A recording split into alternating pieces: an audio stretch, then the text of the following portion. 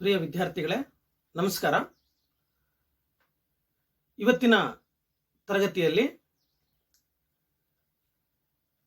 ನಿಸಾರ್ ಅಹಮದ್ ಅವರಿಂದ ರಚಿಸಲ್ಪಟ್ಟಂತಹ ನಿತ್ಯೋತ್ಸವ ಕವನ ಸಂಕಲನದಿಂದ ಆರಿಸಿಕೊಂಡಿಟ್ಟಿರತಕ್ಕಂತಹ ನಾಡದೇವಿಯೇ ಅಂತಕ್ಕಂತಹ ಪದ್ಯವನ್ನು ಇವತ್ತಿನ ತರಗತಿಯಲ್ಲಿ ನಾವು ಚರ್ಚೆಯನ್ನ ಮಾಡೋಣ. ಅದನ್ನು ವಾಚನ ಮಾಡೋದ್ರ ಮೂಲಕ ಅದರಲ್ಲಿ ಬರ್ತಕ್ಕಂತಹ ಪ್ರಮುಖ ಸಂಗತಿಗಳನ್ನು ನಾನು ನಿಮಗೆ ಇವತ್ತಿನ ತರಗತಿಯಲ್ಲಿ ತಿಳಿಸ್ಕೊಡ್ತೇನೆ. ನಿಸಾರ್ ಅಹಮದ್ ಅಂದ ಕೂಡಲೇ ಕೊಕ್ಕೆರೆ ಹೊಸಳ್ಳಿ ಶೇಖ್ ಐದರ್ ನಿಸಾರ್ ಅಹಮದ್ ಅಂತೇಳಿ ನಾವು ಅವರನ್ನ ಕರಿತೇವೆ. ಇಂತಹ doctor K S Nisar Ahmad ಅವರು ಕನ್ನಡ ನಾಡಿನ ನಿತ್ಯೋತ್ಸವ ಕವಿ ಅಂತೇಳಿ ಅವರನ್ನ ನಾವು ಕರಿತೀವಿ. ಅವರ ನಿತ್ಯೋತ್ಸವ ಅಂತಕ್ಕಂಥ ಕವನ ಸಂಕಲನ ಮೊದಲ ಬಾರಿಗೆ ಭಾವಗೀತೆಯ ಧ್ವನಿ ಸುರುಳಿಯಾಗಿ ಕನ್ನಡಿಗರಿಗೆ ಪರಿಚಯವಾಗಿರ್ತಕ್ಕಂಥದ್ದನ್ನು ನಾವಿಲ್ಲಿ ಗಮನಿಸಬಹುದು. ಇಂತಹ ಕೆ ಎಸ್ ನಿಸಾರ್ ಅಹಮದ್ ಅವರು ಹುಟ್ಟಿರ್ತಕ್ಕಂಥದ್ದು 5 ಫೆಬ್ರವರಿ 1936 ಅವರು ದೇವನಹಳ್ಳಿಯಲ್ಲಿ ಜನಿಸ್ತಾರೆ. ತಂದೆ ಹೈದರ್ ಅಂತೇಳಿ ಕರಿತೀವಿ, ತಾಯಿ ಹಮೀದಾ ಬೇಗಂ ಅಂತೇಳಿ ಕರಿತೀವಿ. ಇಂತಹ ಕೆ ಎಸ್ ನಿಸಾರ್ ಅಹಮದ್ ಅವರು ವೃತ್ತಿಯಲ್ಲಿ ಅಧ್ಯಾಪಕರಾಗಿದ್ದು ಅವರು ಭೂವಿಜ್ಞಾನದಲ್ಲಿ ಭೂಗರ್ಭಶಾಸ್ತ್ರದಲ್ಲಿ ಪದವಿಯನ್ನ ಪಡೆದಿರ್ತಕ್ಕಂಥದ್ದನ್ನು ನಾವು ಗಮನಿಸಬಹುದು. ಚಿತ್ರದುರ್ಗ, ಶಿವಮೊಗ್ಗ, ಬೆಂಗಳೂರುಗಳಲ್ಲಿ ಅವರು ಉಪನ್ಯಾಸಕರಾಗಿ ಕಾರ್ಯವನ್ನು ಕೂಡ ನಿರ್ವಹಿಸಿರ್ತಕ್ಕಂಥದ್ದನ್ನು ನಾವಿಲ್ಲಿ ಗಮನಿಸಬಹುದು.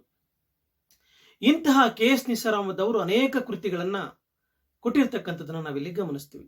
ಮನಸ್ಸು ಗಾಂಧಿ ಬಜಾರು, ನೆನೆದವರ ಮನದಲ್ಲಿ, ಸುಮುಹೂರ್ತ, ಸಂಜೆ 5ರ ಮಳೆ, ನಾನೆಂಬ ಪರಕೀಯ, ನಿತ್ಯೋತ್ಸವ, ಇದು ಬೆಳಗಲ್ಲೋ ಅಣ್ಣ, ಅಕ್ಕಿಗಳು, ಮನದೊಂದಿಗೆ ಮಾತುಕತೆ ಹಾಗೂ ಶೇಕ್ಸ್ಪಿಯರ್ನ ಅನೇಕ ನಾಟಕಗಳನ್ನ ಕನ್ನಡಕ್ಕೆ ಅನುವಾದವನ್ನ ಶ್ರೀಯುತರು ಮಾಡಿರ್ತಕ್ಕಂಥದ್ದು, ಅನೇಕ ಪ್ರಶಸ್ತಿಗಳನ್ನ ತಮ್ಮದಾಗಿಸ್ಕೊಂಡಿರ್ತಕ್ಕಂಥದ್ದನ್ನು ನಾವಿಲ್ಲಿ ನೋಡ್ತೀವಿ.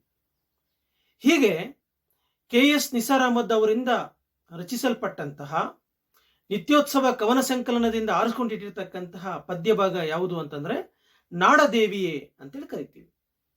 ಈ ನಾಡದೇವಿ ಅಂತಕ್ಕಂಥ ಪದ್ಯ 2 ಜೀವನದ ಸಮಾನಾಂತರ ಕ್ರಮದ ವೈಪರೀತ್ಯವನ್ನು ಹೇಳ್ತಕ್ಕಂಥದ್ದು. ಜೀವನದ 2 ಸಮಾನಾಂತರ ವೈಪರೀತ್ಯಗಳನ್ನು ಕುರಿತು ಹೇಳ್ತಕ್ಕಂಥದ್ದು. ಇವತ್ತಿನ ಸಂದರ್ಭದಲ್ಲಿ ಮೌಲ್ಯಗಳು, ನೈತಿಕತೆ ಅಂತಕ್ಕಂಥವು ಅಧಪತನಕ್ಕೆ ಇಳಿತಾ ಇರ್ತಕ್ಕಂತಹದ್ದು. ಪ್ರೀತಿ, ಕರುಣೆ, ಸೌಹಾರ್ದತೆ ಅಂತಕ್ಕಂಥವು ಮರು ಪ್ರಯಾಣವನ್ನ ಮಾಡೋದ್ರ ಮೂಲಕ ಅವು ನಿಜವಾದ ಮಾರ್ಗದಲ್ಲಿ ಸಾಗಬೇಕು ಅಂತಕ್ಕಂತಹ ಕಳಕಳಿ ಅಂತಕ್ಕಂಥದ್ದು ಈ ಪದ್ಯ ಭಾಗದಲ್ಲಿ ಕಾಣುತ್ತೆ. ಜೀವನದ 2 ವೈಪರೀತ್ಯಗಳು ಅವು ಹೇಗೆ ಇದೆ ಅನ್ನೋದನ್ನು ನಾವು ಈ ಪದ್ಯದಲ್ಲಿ ಗುರುತಿಸ್ಬೇಕಾಗತ್ತೆ. ಹಾಗಾದ್ರೆ ಆ 2 ಡೈಮೆನ್ಷನ್ ಏನನ್ನ ಹೇಳ್ತಾರೆ? ಜೀವನದ ಆ 2 ಸಮಾನಾಂತರ ವೈಪರೀತ್ಯಗಳು ಯಾವ್ಯಾವ? ಹಾಗಾದ್ರೆ ಯಾವ್ಯಾವನ್ನ ಹೇಳ್ತಾ ಹೋಗ್ತಾರೆ ಅದನ್ನ ನಾವು ಪದ್ಯ ಭಾಗದಲ್ಲಿ ಗಮನಿಸಬೇಕಾಗತ್ತೆ. ಹಾಗೆ ಗಮನಿಸಿದಾಗ ಮಾತ್ರ ಏನಾಗುತ್ತೆ, ನಮಗೆ ಅದರ ನೆಲೆಯಲ್ಲಿ ಪ್ರಶ್ನೆ ಏನಂತ ಕೇಳ್ತಾರೆ ಅಂತಂದ್ರೆ, ನಾಡದೇವಿಯ ಕವಿತೆಯಲ್ಲಿ ವ್ಯಕ್ತವಾಗುವ ಸಮಾನಾಂತರ ಜೀವನ ಕ್ರಮಗಳ ವೈಪರೀತ್ಯಗಳನ್ನು ಕುರಿತು ವಿವರಿಸಿ. ಹಾಗಾಗಿ ಆ ಜೀವನಾಂತರ ಕ್ರಮದ ವೈಪರೀತ್ಯಗಳನ್ನ ಕುರಿತು ನಾವೇನ್ ಮಾಡಬೇಕು, ಅಧ್ಯಯನವನ್ನ ಮಾಡಬೇಕಾಗುತ್ತೆ. ಹಾಗಾದ್ರೆ ಪದ್ಯವನ್ನ ನಾವು ವಿಶ್ಲೇಷಣೆ ಮಾಡೋದಾದ್ರೆ, ಚರ್ಚೆ ಮಾಡೋದಾದ್ರೆ, ಹಾಗಾದ್ರೆ ಪದ್ಯ ಭಾಗದಲ್ಲಿ ಹೇಗೆ ಆ ಜೀವನಾಂತರ ಕ್ರಮಗಳನ್ನ ನಮಗೆ ಹೇಳ್ತಾರೆ ಅನ್ನೋದನ್ನ ನೋಡೋದಾದ್ರೆ, ಮೊದಲ ಪದ್ಯ ಭಾಗ ಕಾಣಿಸುತ್ತೆ, ನಾಡದೇವಿಯೇ ಕೆ ಎಸ್ ನಿಸಾರ್ ಅಹಮದ್. ನೋಡ್ರಿ, ಪದ್ಯ ಹೀಗೆ ಆರಂಭ ಆಗುತ್ತೆ. ನಾಡದೇವಿಯೇ ಕಂಡೆ ನಿನ್ನ ಮಡಿಲಲ್ಲಿ ಎಂತಹ ದೃಶ್ಯ, ನೋವು ನಗೆಯ ಸಮ್ಮಿಶ್ರದಲ್ಲಿ ಎದೆಯಾಯ್ತದಕ್ಕೆ ವಶ್ಯ, ಒಂದೆದೆಯ ಹಾಲ ಕುಡಿದವರ ನಡುವೆ ಎಷ್ಟೊಂದು ಭೇದ ತಾಯಿ, ಒಂದೇ ನೆಲದ ರಸ ಈರಲೇನು ಸಿಹಿ ಕಹಿಯ ರುಚಿಯ ಕಾಯಿ ನಾಡದೇವಿಯೇ. ನೋಡ್ರಿ, ಇದು ಮೊದಲ ಸ್ಟ್ಯಾಂಜ. ಅವ್ರು ಹೇಳ್ತಿದ್ದಾರೆ, ನಾಡದೇವಿಯೇ ಕಂಡೆ ನಿನ್ನ ಮಡಿಲಲ್ಲಿ ಎಂತಹ ದೃಶ್ಯ. ತಾಯಿ ಭುವನೇಶ್ವರಿ, ಇವತ್ ನಾನು ನಿನ್ನ ಮಡಿಲಲ್ಲಿ, ಈ ನಿನ್ನ ನಾಡಿನಲ್ಲಿ ನಾನು ಎಂತಹ ದೃಶ್ಯವನ್ನ ಕಾಣ್ತಾ ಇದ್ದೇನೆ. ಎಂತಹ ದೃಶ್ಯ ಅಂತಂದ್ರೆ, ನೋವು ನಗೆಯ ಸಮ್ಮಿಶ್ರದಲ್ಲಿ ಎದೆಯಾಯ್ತದಕ್ಕೆ ವಶ್ಯ. ನೋವು ಮತ್ತು ಸಂತೋಷ ಎರಡೂ ಕೂಡ ಸಮ್ಮಿಶ್ರವಾಗಿರ್ತಕ್ಕಂಥದ್ದನ್ನ ಇಲ್ಲಿ ನಾನು ನೋಡ್ತಾ ಇದ್ದೀನಿ. ಒಂದು ಕಡೆಗೆ ದುಃಖವಿದೆ, ಇನ್ನೊಂದು ಕಡೆಗೆ ಸಂತೋಷವಿದೆ. ಆ ಸಂತೋಷದಲ್ಲೂ ಕೂಡ ವ್ಯಂಗ್ಯವಾಗಿ ಅವ್ರು ಏನ್ ಮಾಡ್ತಾ ಇದ್ದಾರೆ, ಹೇಳ್ತಾ ಇದ್ದಾರೆ. ಸಂತೋಷ ಮತ್ತು ದುಃಖ ಅಂತಕ್ಕಂಥದ್ದು ಸಮ್ಮಿಶ್ರದಲ್ಲಿ ನಿನ್ನ ನಾಡಿನಲ್ಲಿ ಇರ್ತಕ್ಕಂಥದ್ದು. ಅದನ್ನ ನೋಡಿ ನನ್ನ ಎದೆ ಅಂತಕ್ಕಂಥದ್ದು ಮರುಗಿ ಹೋಗಿದೆ. ಅಂತೇಳಿ ಅವ್ರು ಏನ್ ಮಾಡ್ತಾ ಇದ್ದಾರೆ, ಕೆ ಎಸ್ ನಿಸಾರ್ ಅಹಮದ್ ಅವರು ಹೇಳ್ತಾ ಇದ್ದಾರೆ. ಒಂದೆದೆಯ ಹಾಲ ಕುಡಿದವರ ನಡುವೆ ಎಷ್ಟೊಂದು ಭೇದ ತಾಯಿ, ಒಂದೇ ನೆಲದ ರಸ ಹೀರಲೇನು ಸಿಹಿ ಕೈಯ ರುಚಿಯ ಕಾಯಿ ನಾಡದೇವಿಯೇ.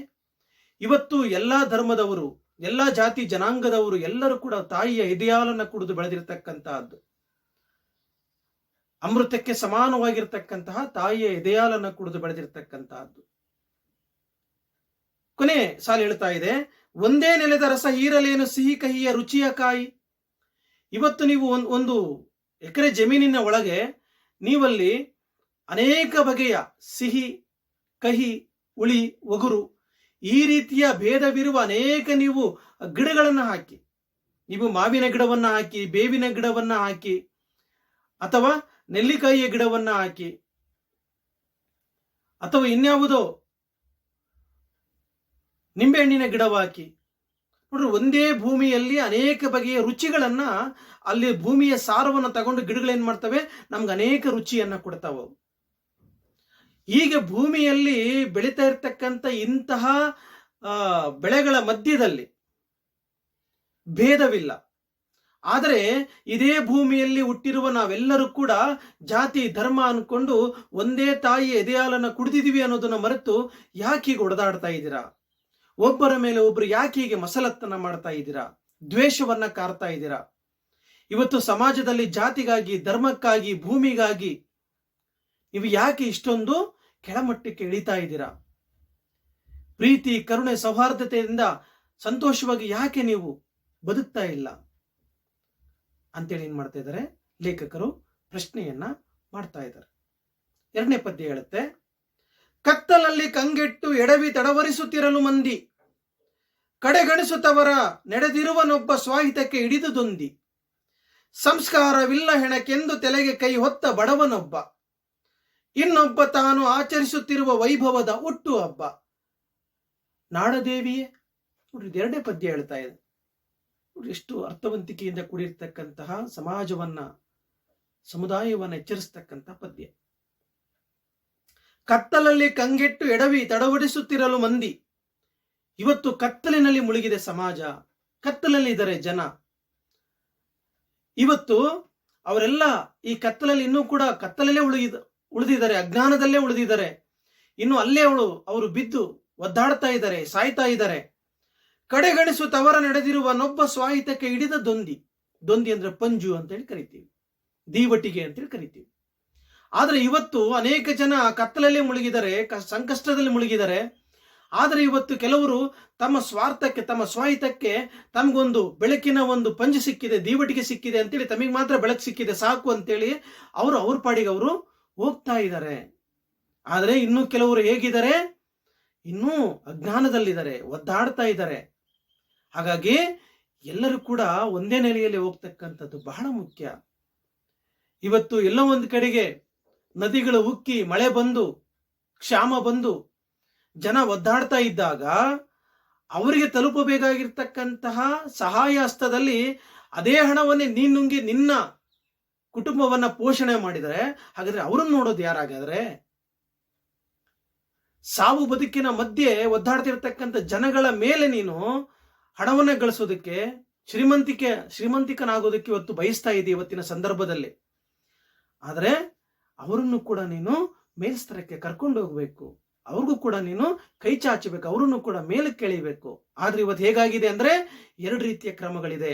ಒಬ್ಬನು ಸ್ವಾಹಿತಕ್ಕಾಗಿ, ತನ್ನ ಸ್ವಾರ್ಥಕ್ಕಾಗಿ ಒಂದು ಕಡೆಗೆ ಅವನು ತನ್ನ ಸ್ವಾಹಿತಕ್ಕಾಗಿ ಯೋಚನೆ ಮಾಡ್ತಾ ಇದ್ರೆ, ಇನ್ನು ಕೆಲವರು ಅಲ್ಲೇ ಬಿದ್ದು ಒದ್ದಾಡ್ತಾ ಇದ್ದಾರೆ, ಇನ್ನು ಅಜ್ಞಾನದಲ್ಲಿ ಮುಳುಗಿದ್ದಾರೆ, ಅವರನ್ನ ಮೇಲಕ್ಕೆತ್ತಬೇಕು ಅಂತೇಳಿ ಹೇಳ್ತಾರೆ. ಸಂಸ್ಕಾರವಿಲ್ಲ ಹೆಣಕೆಂದು ತಲೆಗೆ ಕೈ ಹೊತ್ತ ಬಡವನೊಬ್ಬ, ಇನ್ನೊಬ್ಬ ತಾನು ಆಚರಿಸುತ್ತಿರುವ ವೈಭವದ ಹುಟ್ಟು ಹಬ್ಬ. ಒಬ್ಬ ತನ್ನ ತಂದೆಗೋ ತನ್ನ ಕುಟುಂಬದಲ್ಲಿ ಯಾರೋ ಒಬ್ರು ತೀರ್ಕೊಂಡು ಹೋಗಿದ್ದಾರೆ, ಅವರಿಗೆ ಹೋಗ್ಬಿಟ್ಟು ಸ್ಮಶಾನದಲ್ಲಿ ಸಂಸ್ಕಾರವನ್ನ ಮಾಡಕ್ಕೆ ಅವನ ಕೈಯಲ್ಲಿ ಆಗ್ತಾ ಇಲ್ಲ, ಅವನ ಹತ್ರ ಹಣವಿಲ್ಲ. ಇವತ್ತಿನ ಕಾಲದಲ್ಲಿ ನೋಡ್ರಿ, ಇವತ್ತು ಕೊರೋನಾ ಸಂದರ್ಭದಲ್ಲಿ ಇವತ್ತು ಅನೇಕ ಕಡೆ ಜನ ಸಾಯ್ತಾ ಇದ್ದಾರೆ. ಇವತ್ತಿಗೂ ಉತ್ತರ ಪ್ರದೇಶದಲ್ಲಿ ಅನೇಕ ಜನ ಹಳ್ಳಿಗಳಲ್ಲಿ ಸಾಯ್ತಾ ಇದ್ದಾರೆ, ಅವರಿಗೆ ಸಂಸ್ಕಾರ ಮಾಡೋದಕ್ಕೆ ಹಣ ಇಲ್ಲ. ಹಾಗಾಗಿ ಗಂಗಾ ನದಿಯಲ್ಲಿ ಹೆಣವನ್ನ ಎಸಿತಾ ಇದ್ದಾರೆ, ಗಂಗಾ ನದಿಯ ದಡದಲ್ಲಿ ಅವರು ಹೆಣವನ್ನ ಬಿಸಾಕ್ ಹೋಗ್ತಾ ಇದ್ದಾರೆ. ಇವತ್ತು ಈ ತರದ ಪರಿಸ್ಥಿತಿ ನಿರ್ಮಾಣ ಆಗಿದೆ. ಅನೇಕ ಸಂದರ್ಭಗಳಲ್ಲಿ ಈ ರೀತಿಯ ಪರಿಸ್ಥಿತಿಗಳು ನಿರ್ಮಾಣ ಆಗ್ತವೆ. ಕೆಲವರಿಗೆ ಬಡವರಿಗೆ ಸಂಸ್ಕಾರ ಮಾಡಕ್ಕೂ ದುಡ್ಡಿರಲ್ಲ. ಆದ್ರೆ ಇನ್ನೂ ಕೆಲವರಿಗೆ ತಾವು ಹುಟ್ಟಿದೀವಿ, ಇವತ್ತು ನಮ್ಮ ಹುಟ್ಟಿದ ದಿನ ಅಂತೇಳಿ ಸಾವಿರಾರು ರೂಪಾಯಿ, ಲಕ್ಷಾಂತರ ರೂಪಾಯಿ ಖರ್ಚು ಮಾಡಿ ಆಡಂಬರದಲ್ಲಿ ತಮ್ಮ ಹುಟ್ಟಿದಬ್ಬವನ್ನು ಆಚರಿಸ್ಕೊಡ್ತಕ್ಕಂತಹ ಇನ್ನೊಂದು ನೆಲೆ ಇದೇ ಸಮಾಜದಲ್ಲಿ ಇದೆ. ನೋಡ್ರಿ, ಇದೇ ಸಮಾಜದಲ್ಲಿ 2 ಜೀವನಾಂತರ ಕ್ರಮಗಳಿದಾವೆ ಅಂತ ಹೇಳ್ತಾರೆ ಅವರು. ಮೊದಲಿಂದ ಹೇಳ್ಕೊಂಡು ಬರ್ತಾ ಇದ್ದಾರೆ. ಒಂದು ಕಡೆ ಒಬ್ಬರಿಗೆ ಹೆಣ ಸುಡೋದಕ್ಕೆ, ಸಂಸ್ಕಾರ ಮಾಡೋದಕ್ಕೆ ಹಣ ಇಲ್ಲ, ಆದ್ರೆ ಇನ್ನೂ ಕೆಲವರಿಗೆ ಹಣ ಜಾಸ್ತಿ ಇದೆ. ಹಾಗಾಗಿ ಅವರು ಹುಟ್ಟಿದಬ್ಬದ ಹೆಸರಲ್ಲಿ ಸಾವಿರಾರು ರೂಪಾಯಿ, ಲಕ್ಷಾಂತರ ರೂಪಾಯಿ ಖರ್ಚು ಮಾಡಿ ವ್ಯರ್ಥ ಮಾಡ್ತಾ ಇದ್ದಾರೆ ಇದೇ ಸಮಾಜದಲ್ಲಿ ಅಂತೇಳಿ ಹೇಳ್ತಾ ಇದ್ದಾರೆ. ಅನ್ನವಿರದ ಅಸುಳೆಗಳ ತಬ್ಬಿ ಅಳುತ್ತಿರುವ ತಾಯಿ ಕಂಡೆ, ದುಃಖಪೂರ ಹುಕ್ಕುಕ್ಕಿ ಮೊರೆಯ ಕೊಚ್ಚಿತ್ತು ಬಾಳದಂಡೆ, ಹೊಟ್ಟೆ ಹೇಳಿಗೆಯ ಬಿಚ್ಚಿ ಹಸಿವ ಹಾವನ್ನ ಚುಚ್ಚಿ ಕೆಣಕಿ ಯುಕ್ತಿ ರಾಗದಲ್ಲಿ ಕುಣಿಸಿ ದಣಿಸಿ ನಲಿದಿಹರು ಅಲರು ಬದುಕಿ ನಾಡದೇವಿಯೇ. ಇದು 3ನೇ ಪದ್ಯ ಹೇಳ್ತಾ ಇದೆ. ತನ್ನ ಮಕ್ಕಳಿಗೆ ಒಂದೊತ್ತು ಊಟ ಕೊಡಕ್ಕಾಗದೇ ಇರತಕ್ಕಂತಹ ತಾಯಿ ಮಕ್ಕಳನ್ನ ತಪ್ಪಿಕೊಂಡು ಅಳ್ತಾ ಇದ್ದಾಳೆ. ಇವತ್ತಿಗೂ ಅನೇಕ ದೇಶಗಳಲ್ಲಿ, ಭಾರತವನ್ನು ಒಳಗೊಂಡಂತೆ ಭಾರತದ ಅನೇಕ ಜನ ಇವತ್ತು ಕೂಡ 3 ಹೊತ್ತು ಊಟ ಮಾಡೋಕ್ಕಾಗದೇ ಇರತಕ್ಕಂತಹ ಭಿಕ್ಷೆ ಬೇಡಿ ತಿಂತಕ್ಕಂಥ ಜನಗಳನ್ನ ನಾವು ನೋಡ್ತೀವಿ. ಆಫ್ರಿಕಾದ ಅನೇಕ ದೇಶಗಳು, ಉಗಾಂಡ, ಬೇರೆ ಬೇರೆ ದೇಶಗಳಲ್ಲಿ ಇವತ್ತಿಗೂ ಕೂಡ ಹಸುವಿನ ಹಾಹಾಕಾರ ಅಂತಕ್ಕಂಥದ್ದು ನಿರ್ಮಾಣವಾಗಿರ್ತಕ್ಕಂಥದ್ದು, ಹಸುವಿನಿಂದ ಸಾಯ್ತಾ ಇರತಕ್ಕಂಥದ್ದನ್ನ ನಾವು ನೋಡ್ತಾ ಇದ್ದೀವಿ. ಹಾಗಾಗಿ ಒಂದು ಕಡೆಗೆ ಮಕ್ಕಳಿಗೆ ಊಟ ಕೊಡಲಾರದ ಪರಿಸ್ಥಿತಿ ನಿರ್ಮಾಣ ಆಗಿ ತಾಯಿ ಮಕ್ಕಳಿಗೆ ಹೇಗಾದ್ರೂ ಮಾಡಿ ಹೊಟ್ಟೆ ತುಂಬಿಸ್ಬೇಕು ಅಂತೇಳಿ ಒಂದು ಕಡೆಗೆ ಸಂಕಟಕ್ಕೊಳಗಾಗಿ ಅಳ್ತಾ ಇದ್ರೆ, ಅಳುವ ಧ್ವನಿ ನಮಗೆ ಕೇಳಿಸ್ತಾ ಇದ್ರೆ, ಬಡತನದ ಧ್ವನಿ ನಮಗೆ ಕೇಳಿಸ್ತಾ ಇದ್ರೆ, ಇನ್ನೊಂದು ಕಡೆಗೆ ಏನಾಗ್ತಾ ಇದೆ ಅಂತಂದ್ರೆ ದುಃಖ ಅಂತಕ್ಕಂಥದ್ದು, ಎಲ್ಲಿ ನೋಡ್ರು ಕೂಡ ನೋವು, ಸಂಕಟ, ಬಡತನ, ಹಸಿವು ಅಂತಕ್ಕಂಥದ್ದು ತಾಂಡವವಾಡ್ತಾ ಇದೆ. ಇಡೀ ಬದುಕೆ ಅಂತಕ್ಕಂಥದ್ದು ಕೊಚ್ಕೊಂಡು ಹೋಗ್ತಾ ಇದೆ, ನಾಶ ಆಗ್ತಾ ಇದೆ. ಅದನ್ನು ನಾವು ಅನೇಕ ನೈಸರ್ಗಿಕ ವಿಪತ್ತುಗಳು ಬಂದಾಗ ಅಥವಾ ಸಾಂಕ್ರಾಮಿಕ ರೋಗಗಳಿಗೆ ಒಳಗಾದಾಗ ಅಥವಾ ಬಡತನ ಅಂತಕ್ಕಂಥದ್ದು ತಾಂಡವವಾಡ್ತಾ ಇರಬೇಕಾದ್ರೆ ಈ ರೀತಿಯ ಪರಿಸ್ಥಿತಿಯಲ್ಲಿ ವ್ಯವಸ್ಥೆ ಅಂತಕ್ಕಂಥದ್ದು, ಸಮಾಜ ಅಂತಕ್ಕಂಥದ್ದು ಮುಳುಗೋಗಿರುತ್ತೆ. ಅಂತಹ ಸಂದರ್ಭದಲ್ಲಿ ಅವರನ್ನ ಮೇಲಕ್ಕೆತ್ತಿ ಅವ್ರಿಗೊಂದು ಧೈರ್ಯವಾದ ಬದುಕನ್ನ ಕೊಡಬೇಕೇ ಹೊರತು ನಾವು ಅವರ ಹೆಸರಲ್ಲಿ ನಾವು ಕಳ್ಳಾಟವನ್ನ ಆಡಬಾರದು. ನಾವು ಹಣವನ್ನ ಮಾಡ್ತಕ್ಕಂಥದ್ದು ಹೇಯ ಕೃತ್ಯಕ್ಕೆ ಒಳಗಾಗಬಾರದು. ಎಲ್ಲರೂ ಕೂಡ ಈ ಸಮಾಜದಲ್ಲಿ ಬದುಕುವ ಹಕ್ಕು ಅಂತಕ್ಕಂಥದ್ದು ಎಲ್ಲರಿಗೂ ಕೂಡ ಇದೆ. ಹಾಗಾಗಿ ಅವರನ್ನೆಲ್ಲರನ್ನು ಕೂಡ ನೋಡ್ಕೊಳ್ತಕ್ಕಂಥದ್ದು ಪ್ರತಿಯೊಬ್ಬರ ಧರ್ಮವಾಗಬೇಕು. ಕೆಲವರಿಗೆ ಕೋಟ್ಯಾಂತರ ರೂಪಾಯಿ ಹಣ ಇರುತ್ತೆ, ಆದ್ರೆ 1 ರೂಪಾಯಿ ಕೂಡ ಖರ್ಚು ಮಾಡಲ್ಲ. ಕೆಲವರಿಗೆ ತಮ್ಮಲ್ಲಿ ಇರ್ತಕ್ಕಂಥ ಕಡಿಮೆ ಹಣವನ್ನೇ ಸಮಾಜದ ವಿನಿಯೋಗಕ್ಕೆ, ಜನರ ಸಹಾಯಕ್ಕೆ ಬಳಸ್ತಾ ಇರ್ತಾರೆ. ನೋಡ್ರಿ, ನಮ್ಮಲ್ಲಿ ಈ ರೀತಿಯ ವ್ಯತ್ಯಾಸಗಳು ಕೂಡ ಕಾಣಿಸುತ್ತೆ. ಹಾಗಾಗಿ ಇವತ್ತು ಯಾವ ರೀತಿ ಇಂತಹ ಜನರನ್ನ, ಇಂತಹ ಸಂಕಷ್ಟದಲ್ಲಿರೋ ಜನರನ್ನ ಇವತ್ತು ಕೆಲವು ಉಳ್ಳವರು ಏನ್ ಮಾಡ್ತಾ ಇದ್ದಾರೆ ಅಂತಂದ್ರೆ, ಹೊಟ್ಟೆ ಹೆಳಿಗೆಯ ಬಿಚ್ಚಿ ಹಸಿವ ಹಾವನ್ನು ಚುಚ್ಚಿ ಕೆಣಕಿ ಯುಕ್ತಿ ರಾಗದಲ್ಲಿ ಕುಣಿಸಿ ದಣಿಸಿ ನಲಿದಿಹರು ಅಲರು ಬದುಕಿ ನಾಡದೇವಿ. ಇಂತಹ ಹಸುವಿನಿಂದ ಕಂಗೆಟ್ಟಿರ್ತಕ್ಕಂತಹ, ದುಃಖದಲ್ಲಿ ಮುಳುಗಿರ್ತಕ್ಕಂತಹ, ಬಡತನದೊಳಗೆ ಬೇಯ್ತಾ ಇರ್ತಕ್ಕಂತಹ ಜನರನ್ನ ಏನ್ ಮಾಡ್ತಾರೆ, ಅದಕ್ಕೊಂದು ಉಪಮೆ ಕೊಡ್ತಾ ಇದ್ದಾರೆ. ಹೇಗೆ ಒಂದು ಹಾವಿನ ಒಂದು ಹಾವನ್ನ ಒಂದು ಬುಟ್ಟಿಯೊಳಗೆ ಹಾಕಿ ಜನರಿಗೆ ಆ ಬುಟ್ಟಿಯಲ್ಲಿರ್ತಕ್ಕಂಥ ಹಾವನ್ನ ತೋರಿಸ್ತಾ ಅದನ್ನ ಚುಚ್ಚಿ ಅದನ್ನ ಮೇಲಕ್ಕೆ ಎದ್ದೇಳಿಸಿ ಅದು ಎಡೆ ಎತ್ತುವ ಹಾಗೆ ಮಾಡ್ತಾ ಜನರಿಗೆ ಅದನ್ನ ತೋರಿಸುವ ಮೂಲಕ ಹಣವನ್ನ ಹೇಗೆ ಇಸ್ಕೊಂಡು ಅದನ್ನ ತಮ್ಮಿಗೆ ಬಳಸ್ಕೊಳ್ತಾರೋ ಕೆಲವು ಹಾವಾಡಿಗರು, ಹಾಗೆ ಇವತ್ತಿನ ಸಮಾಜದ ಕೆಲವು ಉಳ್ಳವರು ಈ ಬಡತನದಲ್ಲಿ ಬೇಯ್ತಾ ಇರ್ತಕ್ಕಂತಹ, ಸಾಯ್ತಾ ಇರ್ತಕ್ಕಂಥ ಜನಗಳನ್ನ ತೋರಿಸಿ, ಅವರ ಕಷ್ಟದ ಬದುಕನ್ನ ತೋರಿಸಿ ಬೇರೆಯವರಿಂದ ಹಣವನ್ನ ಇಸ್ಕೊಂಡು ಏನ್ ಮಾಡ್ತಾ ಇದ್ದಾರೆ, ಅವರು ಮಜಾ ಮಾಡ್ತಾ ಇದ್ದಾರೆ, ಅವರು ಶ್ರೀಮಂತರಾಗ್ತಾ ಇದ್ದಾರೆ. ಜನರಿಗೆ ಬಳಸಬೇಕಾದಂತ ಹಣವು ಇವತ್ತು ಉಳ್ಳವರ ಪಾಲಾಗ್ತಾ ಇದೆ. ಅದಕ್ಕೆ ಹೇಳ್ತಾ ಇದೆ, ಇವತ್ತು ಬಡವರ ಬದುಕನ್ನ, ಅವರ ಜೀವನವನ್ನ ಈ ರೀತಿ ಸಮಾಜದ ಮುಂದೆ ತೆರೆದಿಟ್ಟು ಅವ್ರನ್ನ ಆಟ ಆಡಿಸ್ತಾ, ಅವ್ರನ್ನ ಚುಚ್ಚುತ್ತಾ, ಅವ್ರನ್ನ ಹಿಂಸಿಸ್ತಾ ಇವತ್ತು ಹಣ ಮಾಡೋದಕ್ಕೆ ಹೊರಟಿದ್ದಾರೆ ಈ ಸಮಾಜದಲ್ಲಿ. ಇದು ತಪ್ಪು ಅಂತೇಳಿ ಏನ್ ಮಾಡ್ತಾ ಇದೆ ಕವಿತೆ ಹೇಳ್ತಾ ಇದೆ. ನರನನ್ನೇ ಗಾಳವಾಗಿಸುತ್ತ ಬಾಳ ನೀರಲ್ಲಿ ನಲಿವ ನರಿಗೆ ನಾವೊಂದು ಎನ್ನುವ ಸತ್ಯಕ್ಕೆ ಅಡ್ಡಗಾಲೆಳವ ನಾಡಿನರಿಗೆ ಎಚ್ಚರವ ನೀಡಿ ತಿದ್ದುತ್ತಲಿರಲಿ ಕವಿಭಾವವೆಂಬ ಬಡಿಗೆ. ತಾಯಿ ಭಾರತೀಯೇ, ಇದುವೇ ನಿನಗೆ ನಾ ಸಲ್ಲಿಸಲಿರುವ ಕೊಡುಗೆ ನಾಡದೇವಿಯೇ. ನೋಡ್ರಿ, ಇವತ್ತು ಮನುಷ್ಯನನ್ನೇ ಇವತ್ತು ಗಾಳವನ್ನಾಗಿಸಿ ಮೀನು ಹಿಡಿಬೇಕಾದ್ರೆ ಅದಕ್ಕೊಂದು ಎರೆಹುಳವಾಗಿ ಏನ್ ಮಾಡ್ತಾರೆ, ನದಿಯಲ್ಲಿ ಹಾಕ್ತಾರೆ ಅಥವಾ ಒಂದು ಹಳ್ಳದಲ್ಲಿ ಬಿಟ್ಟು ಏನ್ ಮಾಡ್ತಾರೆ, ಆ ಹುಳವನ್ನ ತಿನ್ನೋದಕ್ಕೆ ಮೀನು ಬಂದು ಇನ್ನೇನು ತಿನ್ಬೇಕಾದ್ರೆ ಅದನ್ನ ಏನ್ ಮಾಡ್ತಾರೆ, ಹಿಡಿದು ಅದನ್ನ ತಾವು ಉಪಯೋಗಿಸ್ತಾರೆ. ಇವತ್ತು ಅಧಿಕಾರಸ್ಥ ವರ್ಗ ಅಂತಕ್ಕಂಥದ್ದು, ಶ್ರೀಮಂತರು ಅಂತಕ್ಕಂತಹ ಕೆಲವರು ಏನ್ ಮಾಡ್ತಾ ಇದ್ದಾರೆ, ಇವತ್ತು ಬಡತನದಲ್ಲಿ ಬೇಯ್ತಾ ಇರ್ತಕ್ಕಂತಹ ಕೆಲವು ಜನರನ್ನ, ಧರ್ಮ, ಜಾತಿ, ಬೇರೆ ಬೇರೆ ಹೆಸರುಗಳನ್ನ ಉಪಯೋಗಿಸಿಕೊಂಡು ಇವತ್ತು ಅವ್ರು ಏನ್ ಮಾಡಕ್ ಹೊರಟಿದ್ದಾರೆ, ಇಂತಹ ಕೆಳ ಸ್ತರದಲ್ಲಿ ಇರ್ತಕ್ಕಂಥ ಜನರನ್ನ ಅಂತಂದ್ರೆ, ಮನುಷ್ಯನೇ ಇವತ್ತು ಮನುಷ್ಯನಿಗೆ ನರನನ್ನಾಗಿ, ಗಾಳವನ್ನಾಗಿ ಪ್ರಯೋಗ ಮಾಡ್ತಾ ಅವನನ್ನ ಏನ್ ಮಾಡ್ತಾ ಇದ್ದಾರೆ, ಮೀನ್ ಹಿಡಿದೋ ಹಾಗೆ ಹಿಡಿದು ಆಗ್ತಾ ಇದ್ದಾರೆ, ಅವರನ್ನ ಹಿಂಸಿಸ್ತಾ ಇದ್ದಾರೆ ಅಂತೇಳಿ ಪದ್ಯ ಏನ್ ಮಾಡ್ತಾ ಇದೆ, ಹೇಳ್ತಾ ಇದೆ. ನಲಿವನರಿಗೆ ನಾ ಒಂದು ಎನ್ನುವ ಸತ್ಯಕ್ಕೆ ಅಡ್ಡಗಾಲೆಳುವ ನಾಡಿನರಿಗೆ. ಇವತ್ತು ನಾವೆಲ್ಲ ಜೊತೆಯಾಗಿರ್ಬೇಕು ಅಂತೇಳಿ ಜೊತೆಯಾಗಿರ್ಬೇಕಾಗಿರ್ತಕ್ಕಂಥ ಇಂತಹ ಪರಿಸ್ಥಿತಿಯ ಒಳಗೆ ಇವತ್ತು ದ್ವೇಷವನ್ನ ಬಿತ್ತುತ್ತಾ ಇದ್ದಾರೆ ಕೆಲವರು ತಮ್ಮ ಸ್ವಾರ್ಥಕ್ಕೆ. ಜನರ ಮಧ್ಯೆ ಧರ್ಮ, ಜಾತಿ, ಬೇರೆ ಬೇರೆ ಭೇದಗಳನ್ನ ಬಿತ್ತಿ ಏನ್ ಮಾಡ್ತಾ ಇದ್ದಾರೆ, ನಮ್ಮನ್ನ ಅಗಲಿಸ್ತಾ ಇದ್ದಾರೆ. ನಮ್ಮನ್ನ ಅಗಲಿಸಿ ತಮಗೆ ಬೇಕಾಗಿರ್ತಕ್ಕಂಥ ಬೇಳೆಯನ್ನ ಬೇಯಿಸ್ಕೊಳ್ತಾ ಇದ್ದಾರೆ, ತಮಗೆ ಬೇಕಾಗಿರ್ತಕ್ಕಂಥ ಸವಲತ್ತುಗಳನ್ನ ಅವರು ಪಡ್ಕೊಳ್ತಾ ಇದ್ದಾರೆ. ಅಜ್ಞಾನವನ್ನ ಜನರಲ್ಲಿ ತುಂಬಿ ಅವರನ್ನ ದೊಂಬಿ ಹೇಳುವ ಹಾಗೆ ಮಾಡಿ ಇವರು ತಮ್ಮ ಕುಟುಂಬವನ್ನ ರಕ್ಷಣೆ ಮಾಡ್ತಾ ಇದ್ದಾರೆ. ಅವರು ಮಾತ್ರ ಇವತ್ತು ಸಮಾಜದಲ್ಲಿ ಹಿಂಸೆಗೊಳಪಡ್ತಾ ಇದ್ದಾರೆ, ಸಾವಿಗೊಳಗಾಗ್ತಾ ಇದ್ದಾರೆ. ಇದು ಯಾವ ನ್ಯಾಯ? ಇದು ಇವತ್ತು ಎಲ್ಲರಿಗೂ ಕೂಡ ಬದುಕುವ, ಬಾಳುವ ಹಕ್ಕು ಅಂತಕ್ಕಂಥದ್ದು ಈ ಸಮಾಜದಲ್ಲಿ ಇದೆ. ಹಾಗಾಗಿ ಇವತ್ತು ಕವಿಯಾಗಿರ್ತಕ್ಕಂಥ ನಾನು ಯಾವುದನ್ನ ನೋಡು, ಬಡಿಗೆ ಅಂತ ಹೇಳ್ತಾನೆ, ಕವಿಭಾವವೆಂಬ ಬಡಿಗೆ. ಹಾಗಾಗಿ ಕವಿತೆ ಅಂತಕ್ಕಂತಹ ಈ ಕಟ್ಟಿಗೆಯ ಮೂಲಕ ಹೇಗೆ ಒಬ್ಬ ಶಿಕ್ಷಕ ತನ್ನ ಕಟ್ಟಿಗೆನ ಪ್ರಯೋಗವನ್ನ ಮಾಡ್ತಾ ವಿದ್ಯಾರ್ಥಿಗಳಲ್ಲಿ ಬದಲಾವಣೆ ತರೋದಕ್ಕೆ ಪ್ರಯತ್ನ ಪಡ್ತಾನೆ. ಕೆಲವರು ಅದು ದಂಡಿಸೋದಕ್ಕೆ ಇರೋದು ಅಂತ ಭಾವಿಸ್ತಾರೆ, ಆದ್ರೆ ಕೆಲವರು ಅದರ ಪ್ರಯೋಗವನ್ನ ಮಾಡ್ತಾ ಮಕ್ಕಳಲ್ಲಿ ಬದಲಾವಣೆ ತರುವ ಪ್ರಯತ್ನವನ್ನ ಮಾಡ್ತಾರೆ.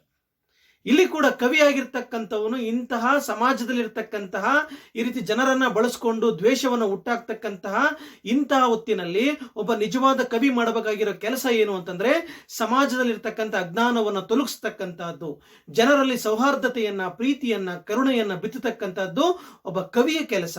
ಹಾಗಾಗಿ ಒಬ್ಬ ಕವಿಯಾಗಿ ನಾನು ಕವಿತೆಯ ಮೂಲಕ ಬಡಿಗೆಯನ್ನ ತಗೊಂಡು ಜನರನ್ನ ತಿದ್ದುವ ಕೆಲಸವನ್ನ, ಅವರಲ್ಲಿ ಬದಲಾವಣೆ ತರುವ ಕೆಲಸವನ್ನ, ಸಹಬಾಳ್ವೆಯಿಂದ ವರ್ತಿಸುವ, ಸಮಾಜದಲ್ಲಿ ವರ್ತಿಸುವ ಹಾಗೆ ನೋಡ್ಕೊಳ್ತಕ್ಕಂಥ ಒಂದು ಪ್ರಯತ್ನವನ್ನ ನಾನು ಮಾಡ್ತೀನಿ ಅಂತೇಳಿ ಏನ್ ಮಾಡ್ತಾರೆ, ಅವರು ಹೇಳ್ತಾರೆ. ತಾಯಿ ಭಾರತೀಯ ಇದುವೇನೆ ನಿನಗೆ ನಾ ಸಲ್ಲಿಸಲಿರುವ ಕೊಡುಗೆ ನಾಡದೇವಿ, ಏ ಭಾರತಾಂಬೆ, ಏ ಭುವನೇಶ್ವರಿ. ಒಬ್ಬ ಕವಿಯಾಗಿ ನನ್ನ ಕೈಲಿ ಕೊಡೋದಕ್ಕೆ ಇದೊಂದೇ ಸಾಧ್ಯವಾಗ್ತಾ ಇರೋದು. ಈ ನಾಡಿನ ಒಳಗೆ ಈ ಒಂದು ಸೌಹಾರ್ದತೆಯನ್ನ ತರುವ ಪ್ರಯತ್ನವನ್ನ ಮಾಡ್ತಕ್ಕಂಥ ಒಂದು ಸಣ್ಣ ಪ್ರಯತ್ನವನ್ನ ನಾನು ಮಾಡ್ತೇನೆ. ಇದಷ್ಟೇ ಒಬ್ಬ ಕವಿಯಾಗಿ ನನ್ನ ಕೈಲಿ ಮಾಡೋದಕ್ಕೆ ಸಾಧ್ಯ ಇರ್ತಕ್ಕಂಥದ್ದು. ಹಾಗಾಗಿ ನನಗೆ ಆಶೀರ್ವಾದವನ್ನ ಮಾಡು ಅಂತೇಳಿ ಕೇಳ್ತಾ ಇದ್ದಾರೆ. ಇನ್ನು ಕೊನೆ ಪದ್ಯವನ್ನ ನೋಡೋದಾದ್ರೆ, ಗುರಿ ಮುಟ್ಟುತ್ತಿರಲಿ ಈ ಜೀವ ತಾನು ಹಿಡಿದೊಂದು ದಿಟದ ದಾರಿ, ಮರೆಯದಂತೆ ಓರಿಸಿರುವ ಋಣವ ಕೃತಿಯಲ್ಲಿ ಅದನ್ನು ಸಾರಿ, ನಿನ್ನೊಲವ ತೈಲ ನನ್ನೆದೆಯೊಳಿರಲಿ ಬೆಳಗಿರಲಿ ಬಾಳ ಬುತ್ತಿ, ಕೊನೆಗಾಣಲಮ್ಮ ಅನುಭವದಿ ಮಾಗಿ ನಿನ್ನಡಿಗೆ ಬಾಗಿನೆತ್ತಿ ನಾಡದೇವಿಯೇ. ನೋಡು, ಕೊನೆ ಪದ್ಯ ಹೇಳ್ತಾ ಇದೆ, ಗುರಿ ಮುಟ್ಟುತ್ತಿರಲಿ ಈ ಜೀವ ತಾನು ಹಿಡಿದೊಂದು ದಿಟದ ದಾರಿ. ಹಾಗಾಗಿ ನನ್ನ ಗುರಿ ಏನಿದೆ, ಜನರನ್ನ ತಿದ್ದುವ, ಜನರಲ್ಲಿ ಬದಲಾವಣೆ ತರುವ ಪ್ರಯತ್ನವನ್ನ ನಾನು ಏನ್ ಗುರಿಯಾಗಿ ಇಟ್ಕೊಂಡಿದ್ದೀನೋ ಆ ಗುರಿಯ ಕಡೆಗೆ, ನಿಜವಾದ ದಾರಿಯ ಕಡೆಗೆ ಸಾಗೋದಕ್ಕೆ ನನಗೆ ಅನುವು ಮಾಡಿಕೊಡು, ನನಗೆ ಆಶೀರ್ವಾದವನ್ನ ಮಾಡ್ತಾಯಿ ಅಂತೇಳಿ ಲೇಖಕರು, ಕವಿ ಇಲ್ಲಿ ಕೇಳ್ತಾ ಇರ್ತಕ್ಕಂಥ. ಮರೆಯದಂತೆ ವರಿಸಿರುವ ಋಣವ ಕೃತಿಯಲ್ಲಿ ಅದನ್ನ ಸಾರಿ. ಒಬ್ಬ ಕವಿಗಿರ್ಬೇಕಾದ ಜವಾಬ್ದಾರಿ ಅಂತಕ್ಕಂಥದ್ದನ್ನ ನನ್ನಲ್ಲಿ ಸೃಷ್ಟಿಸಿ, ಉತ್ಪತ್ತಿ ಮಾಡಿ, ಆ ಜವಾಬ್ದಾರಿಯನ್ನ ನಾನು ನಿರ್ವಹಿಸುವ ಹಾಗೆ ನನ್ನಲ್ಲಿ ನೀನು ಶಕ್ತಿಯನ್ನ ತುಂಬು, ನನ್ನ ಕೃತಿಯಲ್ಲಿ, ನನ್ನ ಕವಿತೆಯಲ್ಲಿ ಆ ಸತ್ವವನ್ನು ತುಂಬು ನೀನು ಅಂತೇಳಿ ಹೇಳ್ತಾರೆ. ಈ ನಾಡಿನಲ್ಲಿ ಪ್ರತಿಯೊಬ್ಬರು ತಮ್ಮ ತಮ್ಮ ವೃತ್ತಿಗಳಲ್ಲಿ ನಿಜವಾಗಿರ್ತಕ್ಕಂಥ ಕೆಲಸವನ್ನ ಮಾಡಿದ್ದೇ ಆದ್ರೆ, ಪ್ರತಿಯೊಬ್ಬ ವ್ಯಕ್ತಿಯು ಕೂಡ ವೃತ್ತಿಗೆ ಗೌರವವನ್ನ ಕೊಟ್ಟು, ಅಲ್ಲಿ ನಿಜವಾಗ್ಲೂ ಕೂಡ ಭ್ರಷ್ಟಾಚಾರವಿಲ್ಲದೆ, ಇನ್ನೊಬ್ಬರಿಗೆ ದ್ವೇಷವನ್ನ ಕಾರದೆ ತಮ್ಮ ಕೆಲಸಗಳನ್ನು ತಾವು ಮಾಡಿದ್ದೇ ಆದ್ರೆ, ಈ ನಾಡು ಅಂತಕ್ಕಂಥದ್ದು ಸುಭಿಕ್ಷೆಯಿಂದ, ಸೌಹಾರ್ದತೆಯಿಂದ ಇರುತ್ತೆ. ಹಾಗಾಗಿ ಒಬ್ಬ ಕವಿಯಾಗಿರ್ತಕ್ಕಂಥ ನಿಸಾರ್ ಅಹಮದ್ ಇಲ್ಲಿ ಕೇಳ್ಕೊಳ್ತಾ ಇದ್ದಾರೆ, ತಾಯಿ ನನ್ನ ಮೇಲೆ ಜವಾಬ್ದಾರಿ ಇದೆ, ಅದನ್ನ ನಾನು ಕೃತಿಯಲ್ಲಿ ನಿರ್ವಹಿಸುವ ಹಾಗೆ ನಿನ್ನ ಆಶೀರ್ವಾದ ಅಂತಕ್ಕಂಥದ್ದು ಈ ಕವಿಯ ಮೇಲಿರಲಿ ಅಂತೇಳಿ ಅವರು ಕೇಳ್ತಾ ಇದ್ದಾರೆ. ನಿನ್ನೊಲವ ತೈಲ ನನ್ನ ನೆದೆಯೊಳಿರಲಿ ಬೆಳಗಿರಲಿ ಬಾಳ ಬುತ್ತಿ. ನಿನ್ನೊಲವ ತೈಲ, ಪ್ರೀತಿಯ ವಾತ್ಸಲ್ಯ ಅಂತ ಕರೀತಾರೆ, ಒಲವು, ಪ್ರೀತಿ. ತಾಯಿ ಭಾರತಾಂಬೆ ಭುವನೇಶ್ವರಿ, ನಿಮ್ಮ ಈ ಕವಿ ಅಂತಕ್ಕಂಥ ಈ ಮಗನ ಮೇಲೆ ನಿಮ್ಗೆ ಪ್ರೀತಿ ಇರಲಿ, ನನಗೆ ಆ ಶಕ್ತಿಯನ್ನ ಕೊಡಿ. ನಿಮ್ಮ ಒಂದು ಪ್ರೀತಿ, ನಿಮ್ಮ ಕರುಣೆ ಅಂತಕ್ಕಂಥದ್ದು ನನ್ನ ಮೇಲೆ ಇದ್ದಿದ್ದೇ ಆದ್ರೆ ನಾನು ಎಲ್ಲರ ಎದೆಯ ಒಳಗೂ ಪ್ರೀತಿ ಅಂತಕ್ಕಂಥ, ಒಲವು ಅಂತಕ್ಕಂಥ ತೈಲವನ್ನ, ಜ್ಯೋತಿಯನ್ನ, ಜ್ಞಾನದ ಜ್ಯೋತಿಯನ್ನ ನಾನು ಹಚ್ಚುವ ಪ್ರಯತ್ನವನ್ನ ಮಾಡ್ತೇನೆ. ಜನರನ್ನ ತಿದ್ದುವ ಪ್ರಯತ್ನವನ್ನ, ಅವರನ್ನ ಬೆಳಗುವ ಪ್ರಯತ್ನವನ್ನ ನಾನು ಮಾಡ್ತೇನೆ. ಕೊನೆಗಾಣಲಮ್ಮ ಅನುಭವದಿ ಮಾಗಿ ನಿನ್ನಡಿಗೆ ಬಾಗಿ ನೆತ್ತಿ ನಾಡದೇವಿಯೇ. ಕೊನೆಗೆ ಈ ನನ್ನ ಅನುಭವದ ಮೂಲಕ ಆ ಕವಿತೆಗಳು ಜನರೊಳಗೆ ಹೋಗಿ ಜನರಲ್ಲಿ ಒಂದಿಷ್ಟು ಬದಲಾವಣೆ ತಂದ್ರೆ ಅದೇ ಸಾರ್ಥಕತೆ. ಹಾಗಾಗಿ ನನಗೆ ನಿನ್ನ ಆಶೀರ್ವಾದ ಮಾಡು. ಈ ಸಮಾಜದಲ್ಲಿ ಎಲ್ಲವೂ ಕೂಡ ಕೊನೆಗಾಣಲಿ, ಎಲ್ಲರೂ ಕೂಡ ಪ್ರೀತಿ, ಕರುಣೆ, ಸೌಹಾರ್ದತೆಯಿಂದ ಬದುಕಲಿ, ಹೊಸ ನಾಡನ್ನ ಕಟ್ಟಲಿ, ನಾವೆಲ್ಲ ಒಂದು ಅಂತಕ್ಕಂಥ ಭಾವ ಬರಲಿ, ಎಲ್ಲರ ಮನಸ್ಸೊಳಗಿರ್ತಕ್ಕಂತಹ ಕೆಟ್ಟತನ ಅಂತಕ್ಕಂಥದ್ದು ತೊಲಗಲಿ, ಅನೈತಿಕತೆ ಅಂತಕ್ಕಂಥದ್ದು ತೊಲಗಲಿ ಅಂತೇಳಿ ಏನ್ ಮಾಡ್ತಾರೆ ಲೇಖಕರು, ನಿನ್ನಡಿಗೆ ಬಾಗಿ ನೆತ್ತಿ, ನಿನ್ನ ಹತ್ರ ನಾನು ತಲೆಬಾಗಿ ಕೈ ಮುಗಿತಾ ಇದ್ದೀನಿ, ಈ ಶಕ್ತಿಯನ್ನು ನಿನ್ನಲ್ಲಿ ತುಂಬು ಅಂತೇಳಿ ಈ ಕವಿತೆಯ ಒಳಗೆ KS ನಿಸಾರ್ ಅಹಮದ್ ಅವರು ಹೇಳ್ತಕ್ಕಂಥದ್ದನ್ನ ನಾವು ನೋಡ್ತೀವಿ. ಹೀಗೆ KS ನಿಸಾರ್ ಅಹಮದ್ ಅವರು ಬರೆದಿರ್ತಕ್ಕಂಥ ನಿತ್ಯೋತ್ಸವ ಕವನ ಸಂಕಲನದಿಂದ ಆರಿಸಿಕೊಂಡಿಟ್ಟಿರ್ತಕ್ಕಂತಹ ನಾಡದೇವಿ ಅಂತಕ್ಕಂಥ ಪಠ್ಯಭಾಗದಲ್ಲಿ ನಾವು ಬಹಳ ಮುಖ್ಯವಾಗಿ ಸಮಾಜದೊಳಗಿರುವ 2 ಜೀವನಾಂತರ ಕ್ರಮಗಳು ಏನು, ಎಲ್ಲ 2 ಜೀವನಾಂತರ ಕ್ರಮಗಳನ್ನ ಹೇಳ್ತಾರೆ. ಹೀಗಿದೆ, ಹೀಗಿರ್ಬೇಕು ನೋಡಿ. 2 ರೀತಿಯ ವ್ಯತ್ಯಾಸ ಇದೆ. ಇವೆರಡು ರೀತಿಯ ವ್ಯತ್ಯಾಸದಲ್ಲಿ ನಾವು ಯಾವುದರ ಕಡೆಗೆ ಹೋಗ್ಬೇಕು, ಯಾವುದನ್ನ ಇಲ್ಲವಾಗಿಸಬೇಕು, ಒಬ್ಬ ಕವಿಯ ಜವಾಬ್ದಾರಿ ಏನು ಅಂತಕ್ಕಂತಹ ಅನೇಕ ವಿಚಾರಗಳನ್ನ ಲೇಖಕರಲ್ಲಿ ಚರ್ಚೆ ಮಾಡ್ತಾರೆ. ಇದಿಷ್ಟು ಕೂಡ ನಾಡದೇವಿಯ ಪದ್ಯದ ಸಂಕ್ಷಿಪ್ತ ವಿಶ್ಲೇಷಣೆ. ಇದರ ಬಗ್ಗೆ ಇನ್ನಷ್ಟು ಹೆಚ್ಚು ಚರ್ಚೆಯನ್ನ ಮುಂದಿನ ತರಗತಿಯಲ್ಲಿ ನಾವು ಮಾಡೋಣ. ನಮಸ್ಕಾರ.